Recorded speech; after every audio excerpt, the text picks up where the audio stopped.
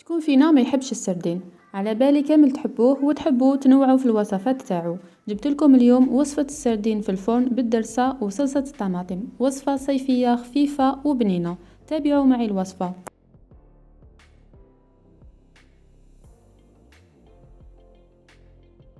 عندي هنايا كمية من السردين، نقيته وغسلته ونحيت له العظم كما راكم تشوفوا. السردين الكبير نحيت له العظم وخليته بهذا الشكل، والصغير نحيت له العظم وخليته هكذاك لانه راح نخدمه على شكل كروكيت. نجوز للدرسة. درت هنايا راس ثوم كامل مسكرفج مع شوية معدنوس مقطع رقيق، عصير نصف حبة ليمون، شوية فلفل اسود، كمون، ملح وشوية عكري حلو.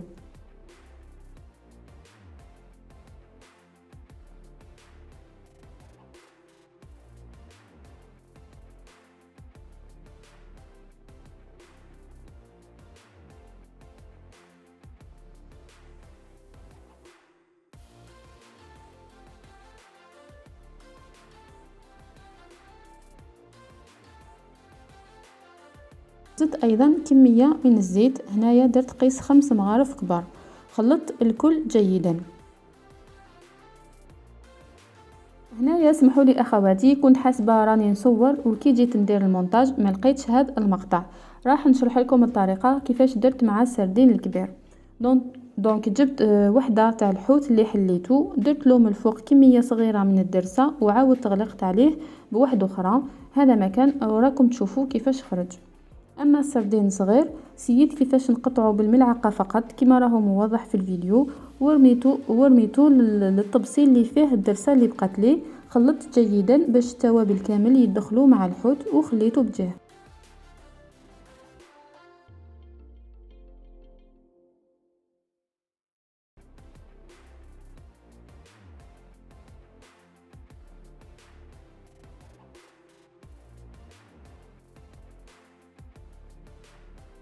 نجوزو للطياب. جبت مقله درت فيها كميه من الزيت النباتي باش تسخن، وجبت هنايا السردين تاعي رمضته في الفرينه بهذه الطريقه، ومن بعد قليته في هذاك الزيت سخون كما راكم تشوفوا. عاودت الطريقه حتى كملت كامل الكميه اللي عندي.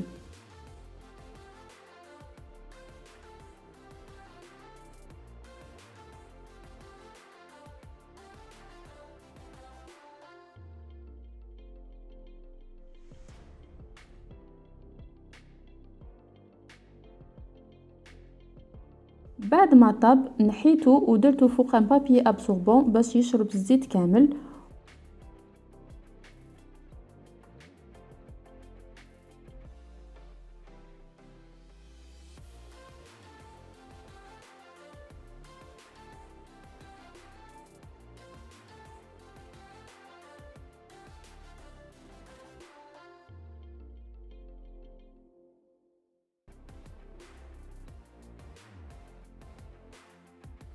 وهنايا راح نعاود نولي للسردين الصغير اللي كنت درته في الدرسه. راكم تشوفوا راني نشكل في الكويرات تاعي بهذه الطريقه، ونرمضهم في الفرينه ونقليهم في الزيت ايضا كما درت مع السردين الكبير.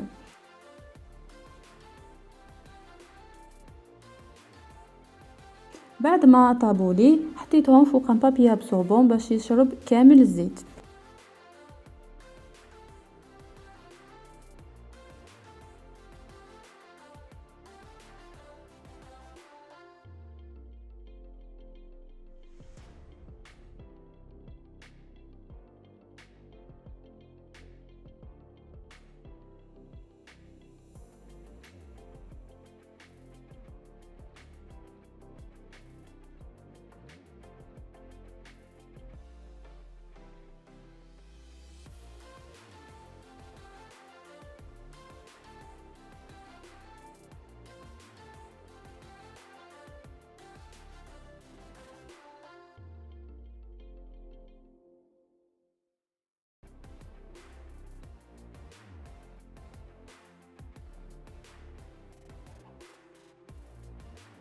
نجوز دوكا لصلصة الطماطم. درت في كاسرونه 2 وريقات رند، 3 فصوص ثوم، وحبة ونص طماطم كنت نحيت لها القشرة تاعها وقطعتها مربعات صغيرة الحجم.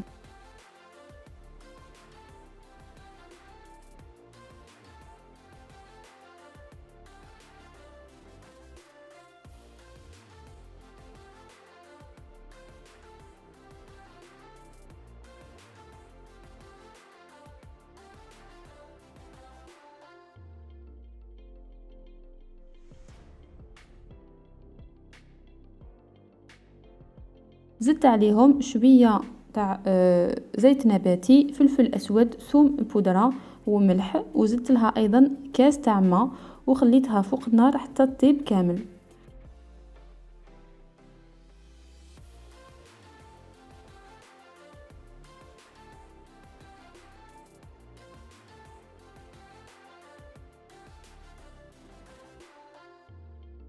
بعد ما طابت رحيتها بالبراميكسور كما راكم تشوفوا، وزدت لها ملعقة صغيرة فلفل احمر وملعقة كبيرة طماطم مصبرة، خلطهم جيدا. يعني الطماطم والفلفل زدتهم للصلصة باش تجي اللون تاعها شباب. والصلصة تاعي راهي واجدة. دوكا جبت هنايا البلاطو اللي يدخل للفرن، درت فيه كمية صغيرة تاع الصلصة، ومن بعد ستفت كامل السردين تاعي بهذا الشكل فوق في المول، ودرت بالفوق الصلصة اللي بقات لي. دونك الصلصة كامل اللي عندي درتها فوق هذاك السردين.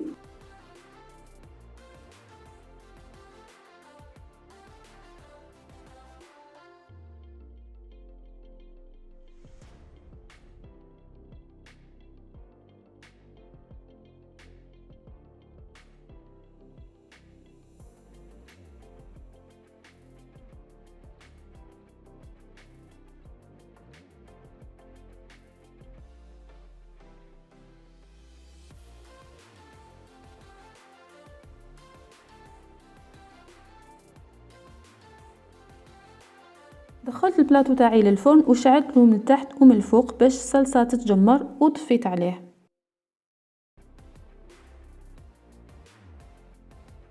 زينته بشوية معدنوس مقطع رقيق، وهذا هو الطبق تاعي جاهز.